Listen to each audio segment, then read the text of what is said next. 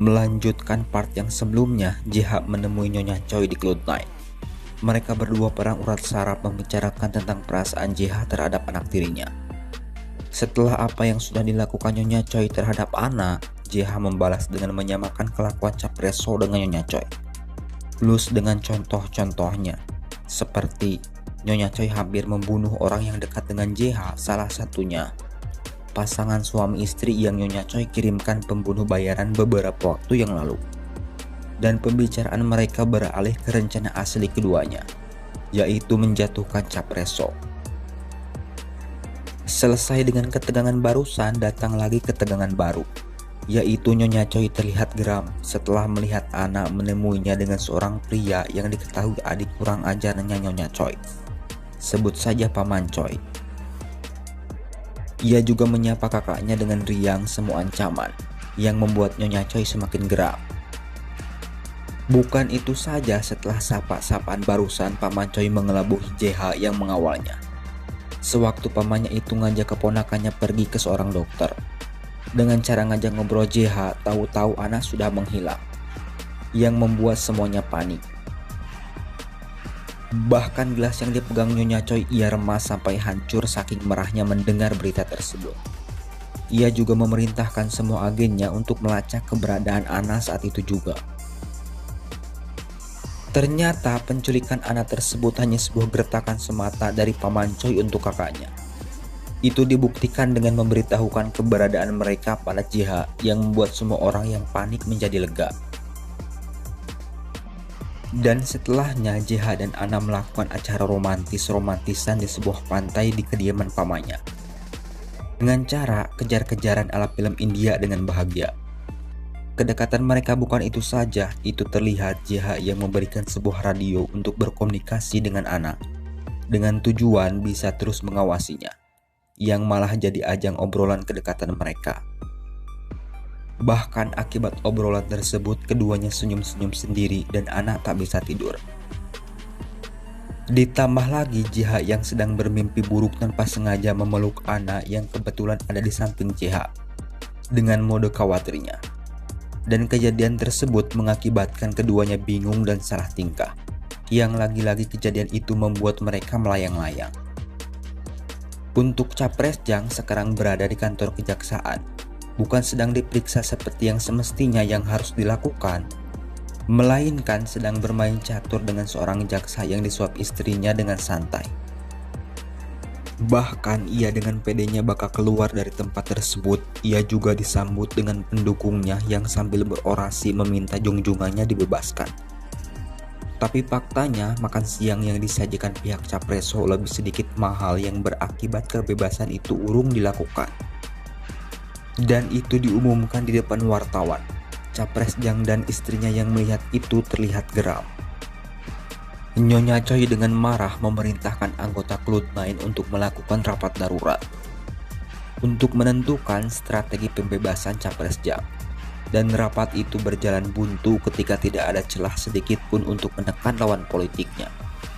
Tapi seorang pria yang beruban mempunyai rencana gila, yaitu menghabisi langsung Capresso malam itu juga, yang langsung ditentang oleh Kepala Jo. Menurutnya kalau itu dilakukan yang ada agen mereka lah yang bakal tewas. Ia juga mengatakan kalau mereka juga pasti sudah memprediksi itu bakal terjadi, dan rencana itu belum diputuskan sebelum JH menyetujuinya. Sedangkan di saat bersamaan JH sendiri sedang terancam akibat pembunuh bayaran yang dikirimkan asistennya Nyonya Choi tanpa sepengetahuannya untuk menghabisi Ana sekaligus JH. Untungnya JH bisa menyelamatkan Ana dan menghajar orang-orang suruhan itu. Walaupun akhirnya JH dan Ana pingsan tak sadarkan diri akibat kas yang mereka sebar. Dan keduanya ditolong oleh pengawal Ana yang lainnya. Setelah acara menegangkan barusan, kita diperlihatkan kembali aksi menegangkan yang lainnya. Tapi dengan suasana yang berbeda, lebih sedikit panas. Saat itu, Ana yang berhasil diselamatkan JH kembali ke kediamannya dengan cara disembunyikan di sebuah selimut bersama JH. Yang anehnya mereka berdua tidak beranjak sedikit pun di dalam selimut tersebut. Yang membuat rekan lainnya bertanya-tanya dan menebak sedang apa yang mereka lakukan. Dan setelahnya JH mendapat misi berbahaya tersebut dan menanyakan sanggup tidaknya. Ia menyanggupi tapi dengan syarat apabila ia bisa membawa kepala Capreso ke hadapan Nyonya Choi. Ia juga meminta imbalannya sambil menunjuk, yaitu JH meminta kepala asistennya dengan nada geram. Nyonya Choi menanyakan itu kepada yang bersangkutan dan ia menyanggupi. Tapi setelahnya asistennya itu memerintahkan anak buahnya untuk menghabisi JH dengan atau tanpa kepala Capreso sekalipun. Diceritakan misi dilaksanakan, dimulai oleh beberapa tim agen JSS dengan sengaja masuk perangkap yang direncanakan Capreso dan antek-anteknya, yaitu dengan cara membuntutinya. Padahal itu hanya sebuah pengalih saja. Tim gerbek yang sebenarnya berada di tempat persembunyiannya dengan setelan penyamaran yang dilakukan langsung oleh JH dan kaptennya. Tapi akhirnya mereka ketahuan ketika Capreso memberikan sebuah pertanyaan kode kepada pengawalnya, yang seketika menjadi perang terbuka antar kelompok JH versus kelompok Capreso. Adu tembak di kedua kelompok tersebut tak terelakkan, bahkan ada adegan di mana kaptennya tertembak dengan khawatir dan cekatan JH menolongnya. Padahal orang tersebut adalah agen yang ditugaskan asisten Nyonya Choi khusus untuk membunuhnya. Setelah menyelamatkan kaptennya, JH kembali beraksi dengan membabat habis para keroncong Capreso dengan keren. Dan di akhir JH berhasil menangkap Capreso seorang diri. Tapi sayangnya penyakit JH kembali kambuh ketika melihat wajah musuhnya dan teringat dengan kejadian-kejadian yang dilakukannya, yang membuatnya seketika berteriak frustasi tak bisa menarik pelatuk pistol yang ia pegang sendiri. Sampai akhirnya ia teringat dengan kata-kata mutiara dari Nyonya Choi, yaitu peluru bukanlah satu-satunya yang bisa membunuh Capreso katanya. Keren bukan? Yang seketika JH tertawa sejadi-jadinya yang membuat musuhnya semakin ketakutan. Sampai-sampai Capreso menanyakan imbalan yang diberikan Nyonya Choi untuk melakukan misi itu. Dan ia menawarkan 2 kali lipat dari harga yang dibayarkan Nyonya Choi. Padahal yang sebenarnya mereka bekerja sama dengan misi yang berbeda.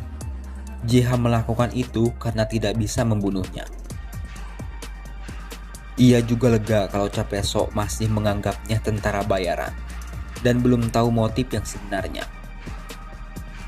Tak habis akal, JH menyuruh langsung menghubungi Nyonya Choi yang Capreso anggap kalau JH anak buahnya. JH menghubungi Nyonya Choi mengabarkan kalau ia mendapatkan buruannya, yang langsung disambut sorak anggota Code9 kecuali asistennya.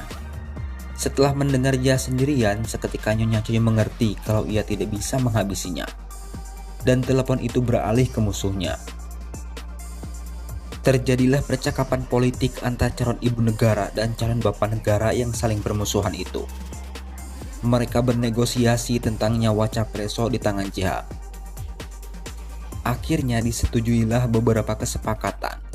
Salah satunya yaitu pembebasan Capresjang dan membiarkan agen JSS kembali hidup-hidup, yang lagi-lagi langsung disambut senyum dari si Nyonya. Untuk JH masih berpura-pura menjadi tentara bayaran dengan pura-pura membelot sambil membawa 1 tas uang muka dari Capreso. JH kembali dengan selamat yang langsung disambut langsung oleh Anna, yang tak malu-malu lagi untuk bermesraan di depan pengawal lainnya. JH juga membawanya untuk merayakan kemenangan mereka bersama agen lainnya di rumah makan. Dan sekarang JH terlihat sangat dekat dengan mereka. Itu terbukti mereka asik mengganggu JH yang sedang memesraan. Dan untuk kaptennya, ia merasa terharu ketika untuk pertama kalinya JH memanggilnya kakak, yang selama ini tidak pernah menghormatinya. Sampai-sampai ia memeluk JH dengan gemas. Kedekatan JH dan rekan agen lainnya bukan itu saja. Mereka juga melakukan maskeran bersama dengan Ria. Setelah semua agen lainnya tidur, Anna mengobati luka JH dengan sayang. Dilanjutkan dengan pacaran berdua di atas genteng sambil berbicara tentang masa depan keduanya. Dan paginya JH disambut oleh rekannya. Ia juga bertemu dengan asisten Nyonya Choi yang disambut ejekan dari JH. tapi dibalas permintaan maaf darinya yang sebelumnya mendapat peringatan dari tuanya karena berani-beraninya nyentil JH. Dilanjutkan dengan pembicaraan penting JH dan Nyonya Choi tentang uang yang didapatkannya yang sangat mencurigakan. Untuk mengetahui hal itu, Nyonya Choi memerintahkan JH untuk terus berpura-pura berada di pihak Chapreso